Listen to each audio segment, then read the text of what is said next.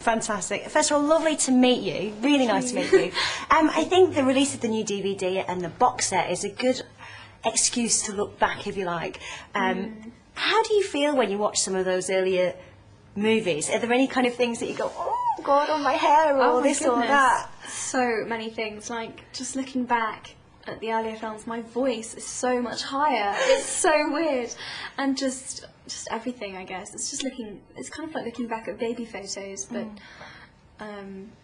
yeah, it can be quite embarrassing, definitely. But I guess I'm kind of used to it now. Just kind of, yeah, I'm just used to it, I guess. I think, you know, from an audience point of view, it's been one of the most interesting things for us, I think, watching you guys grow up. But, you know, I can imagine it must be almost like having home movies shown to the world. It's quite a personal thing, isn't it, to have out there in front of everyone? It is very strange that the world has literally watched me grow up. Oh, definitely. Yes, it is. But, you know, I guess that's one of the things that makes the series so interesting, I guess, and because you really are following people through a real journey. And yeah, I mean, they've certainly changed so much from the early movies as well, and I think it's quite unusual for an audience to be willing to allow that to happen. Often we want Mark II or Mark III, and we want just more of the same. Why do you think with Harry Potter we're willing to let it develop like that? That's a really interesting question. I don't know. It's quite unusual that a film franchise gets more successful, if that makes sense. That with each film they seem to get better, and there's more hype about each one. You know, kind of the first one's really good, and then they decide to make a couple more, and they're kind of not quite as good. But with Harry Potter, they just seem to get better, and I think it is to do with the fact that we are growing up, and so our performances get better, for one. Well, I hope so anyway.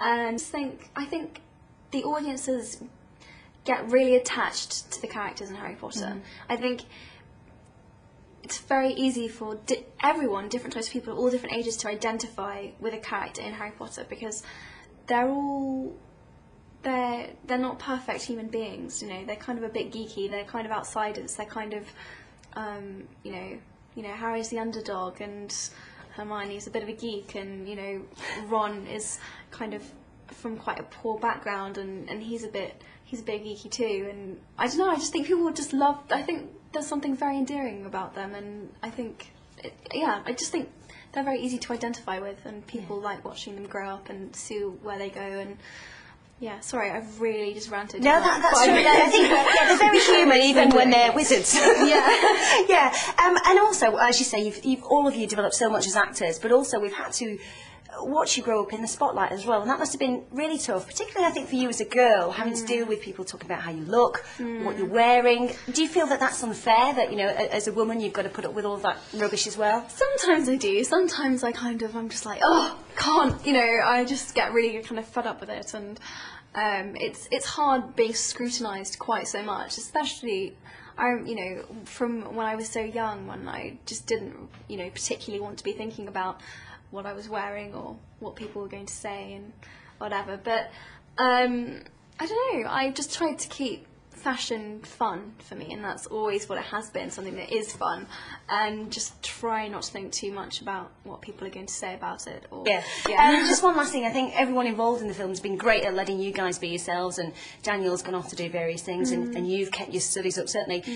Certainly members of the public might say, well, she's making a mint, what does she need an education for? What would you say to them? I get that a lot. People are just like, why are you doing that? I'm just like, well, because I enjoy it, and learning is really important to me, and it keeps me motivated, and it makes me feel normal, and it keeps me in touch with my friends and normality just generally. And I don't know, it really means something to me. I don't know, it just really does. And before Harry Potter, that was always what I was going to do, and I guess I just want to be the same person. And I don't know, I just, you know, and also this is such an unpredictable business, and you know, one minute you're up there and another minute you're not, and it's all very unpredictable, and I just want to have something that I can fall back on, and something that, you know, if this all goes wrong and whatever, then there's something that I can do, and you know, I'll have, I don't know, just something else there. I don't know. It's hard to explain, but I don't know. I've worked really hard to keep up and keep doing it, and I'm really glad that I have. I think it's kept me sane. It's kept me sane. Well, good for you. I don't think you've got anything to worry about whether you become an academic or an actress or whatever. You're going to be grand. Thanks so much for talking to us. Can't wait for the next film. Thanks very much.